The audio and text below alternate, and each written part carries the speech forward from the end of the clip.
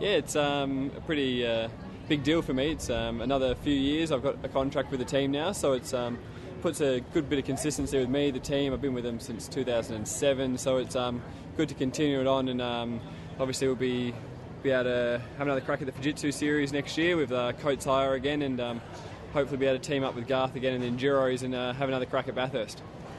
I think it's a pretty important step. It's I'm probably showing that I understand that I need another year to make sure I get the most out of it when I go into the main series. So hopefully next year I learn as much as I did this year, and it's going to improve me as a driver a lot, and I'll understand the car much more and understand how to get the most out of it all. So it's a pretty big deal. A lot of guys my age are just trying to get into the main game very quickly, and kind of taking a different approach and probably doing it a bit more mature way, making sure we tick every box properly, and then when we get into the main series, it's probably going to pay off.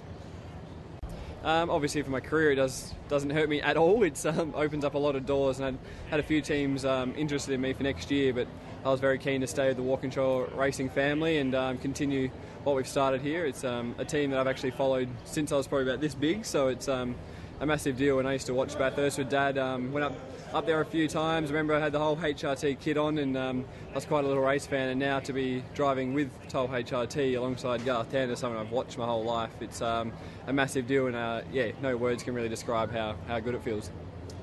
It was very tempting. It was probably a hard decision to say no, because there was a few of them there offering not a bad seat, but I had to have a good think about it and kind of sit back and go, well, what's best for my career in the next 5, 10, 15 years, not what's best for me in the next year. So probably had to make sure I kept my feet pretty firmly on the ground and not try and rush into it. So I want to be in this game for a long time, not for 5 minutes. Yeah, it's great to have Nick back on board, because with the current co-driver rule where the full-time guys can't pair up, we've got to have a non-full-time guy. And with Nick re-signing with the team, continuing the Fujitsu series for one more year, means that we can team up again for the endurance races, but also continue Nick's development. Obviously winning Bathurst was big for him, but one more year in the Fujitsu series and then he'll be ready for the main game. Yeah, certainly there are a lot of offers around for Nick, and a lot of people that were keen to have him that probably weren't keen to have him a week prior to us winning the race. But we've had Nick as part of the Walkinshaw Racing family for quite some time now, and his development's been fantastic. It's been spot on, and obviously winning Bathurst in his first attempt, we were probably a little earlier than we expected, but it was a great result for him, and it would have been, the temptation would have been to step up 1 year early and then perhaps get in the main game and maybe get spat out again. So he probably one more year in the development series, then he'd be more than ready for the main game, and then hopefully we can find him a spot there. Well, I mean, at the moment, a one-time Bathurst winner, as a rookie, hasn't been done for 34 years. If he does it back-to-back without yet having a full-time gig, would be pretty special, and then I think he probably would be ready for the main game in 2013. But obviously a lot of water going under the bridge. Now the focus is to make sure he starts the Fujitsu series strong, and the preparation in the endurance races is the same as what we had this year, so that we can go to what now is the Sandown 500 for a strong result there, and then go and try and defend our Bathurst victory.